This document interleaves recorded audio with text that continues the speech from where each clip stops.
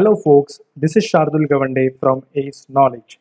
So now we are going to learn programming right from scratch. So what I mean is that Scratch is basically a block-based visual programming language developed specifically for children to learn coding. But what I think is that it is the best online platform to learn coding for anyone. So some information about Scratch. So it is developed by MIT Massachusetts Institute of Technology Media Lab, and it's been translated into 70 plus languages, which is almost available in all parts of the world. So this is that website scratch.mit.edu. Let's open this website. So here is the website, and there is an option to start creating, join, and many other things. There are projects available. So these are the projects who have the people who have created it and shared their projects. Only those projects are available as featured projects, feature studio, and so on. So let us join Scratch. So in order to join, just click here, join Scratch, enter your username, create your own username, enter the password, and simply click on next. So I have already created my account over here. So directly I will sign in with my username and password. Okay, so my username is Ace Knowledge, and I'll simply sign in into the website. And here you can see Ace Knowledge username with a small image of our channel. Okay, so again the same thing, only the difference over here is that username has appeared, rest all is the same. So go ahead and create your project by clicking on this create tab over here on the menu section, and you come across this user interface. So let us now understand in detail what all things are there in this user interface, starting from the left side. So the language selection is over here. It was by default English. So 70 plus languages, so those languages are available over here, which we talked about at the very beginning. Next we have file. To create a new file, to save the file, or save to a computer, save the project to a computer, or load any file from a computer. You can also import the file, provided it has to be in the extension format of Scratch. Okay, then you have edit, in which turbo mode, you can on turbo mode, some advanced feature. Then you have tutorials over here. They have provided a tutorials. If you click on any of the one, and you can directly watch the videos.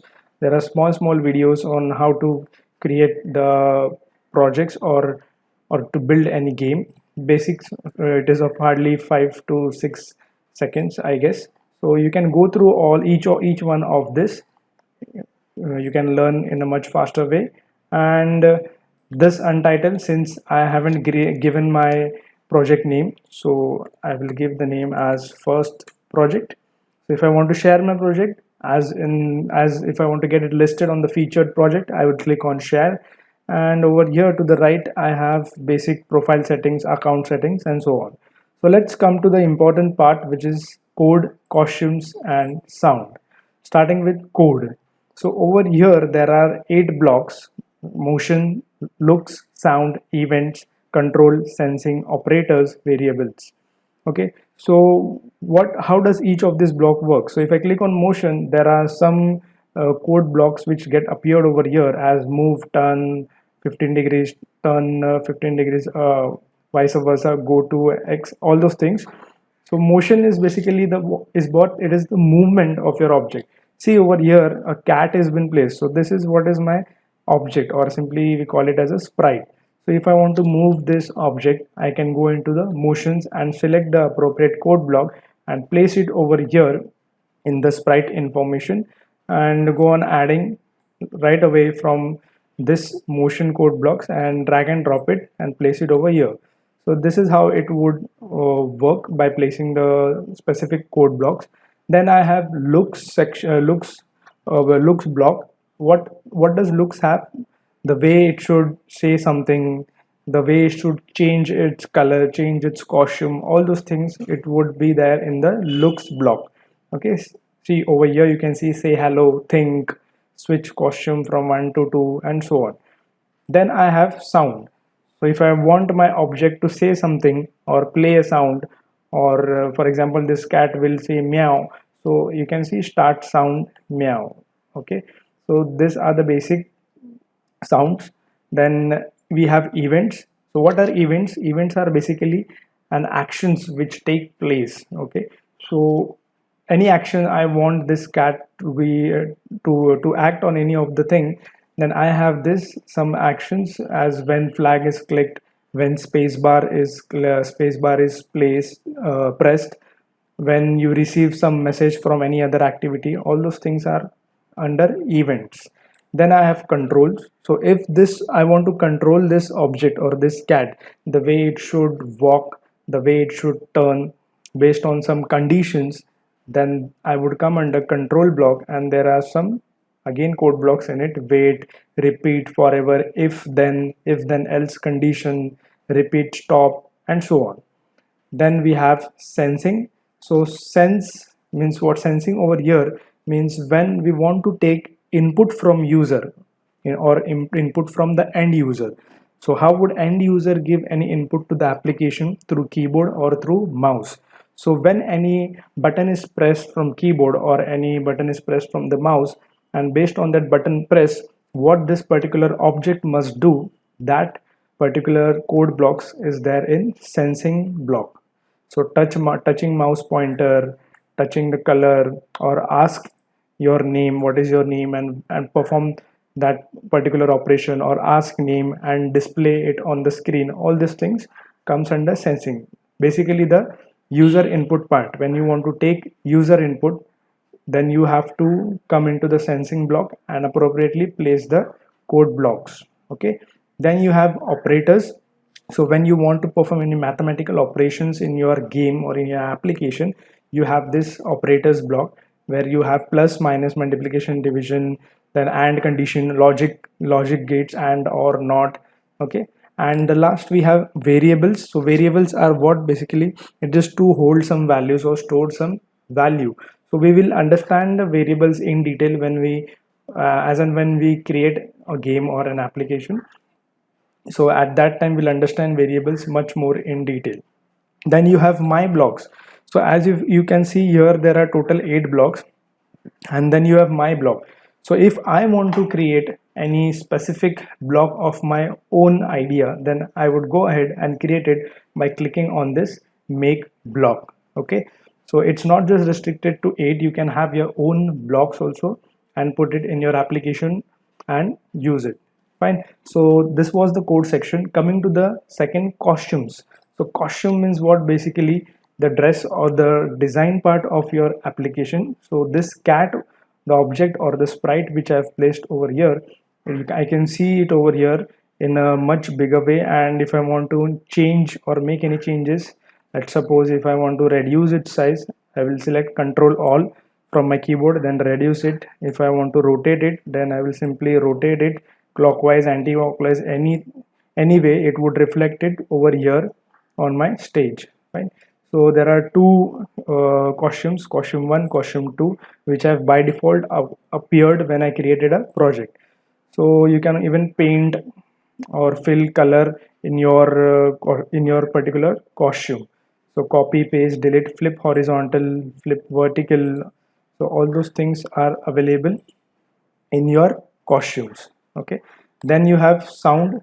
As I said, the sound we have seen in one of the code block over here. Sound, yes, play sound, start sound. So we have a separate block also, separate tab over here for sound, wherein you can change the pitch of the volume, louder, slower, faster, softer, fade in, fade out, reverse, and so on. Okay, so current sound is meow over here. So this three things we are done. This is the sprite information, wherein you will drag and drop the code blocks and accordingly it would work. And to the right I have my stage. So where the object is been placed, the background is white, right? So we call it as stage. Fine. And below the stage I have backdrop. So if I want to change the background, so currently it is white, right? So if I want to change, I would go here, choose backdrop. Let's suppose I select this background and the background image got changed. Okay, Similarly, if I want to change my sprite, so I would come over here, choose sprite.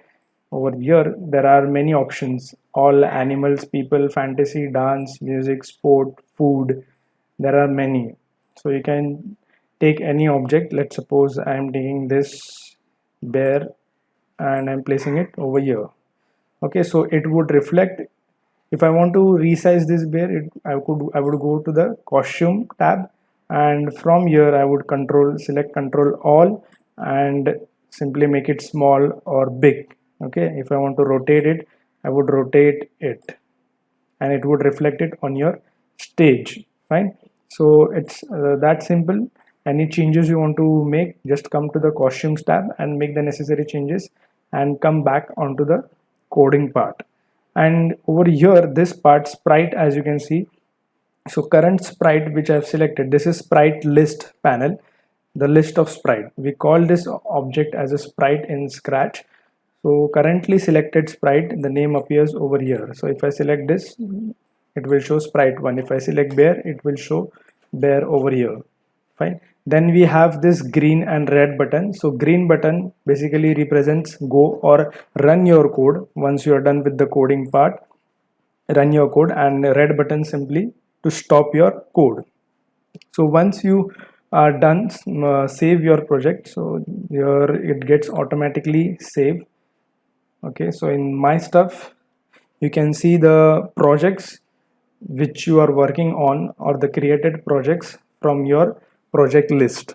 As you can see, first project was the name of a project. It appeared over here in all projects, and if I want to get into my project again, I would click on see inside, and then I would again automatically get directed to my interface of my project, where we all saw how to code the sprite panel, the sprite list, stage and costume sounds, all those things. Okay, so in your profile or in my stuff from over here also you can go see the save option was not available. Now it came save. Now you can save it over here or simply control S, and from here if I go to my stuff, okay, let me saving project, and if I go to my stuff, again we come to the same window. You can delete your project from here by clicking on delete.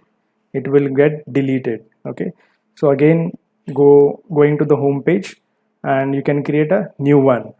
So in the upcoming videos we will see how to create games, how to look at the motions, looks, and each of the blocks and check their working part by creating small projects or game projects. Okay, so that's it from this video. Keep watching for more videos on Scratch programming.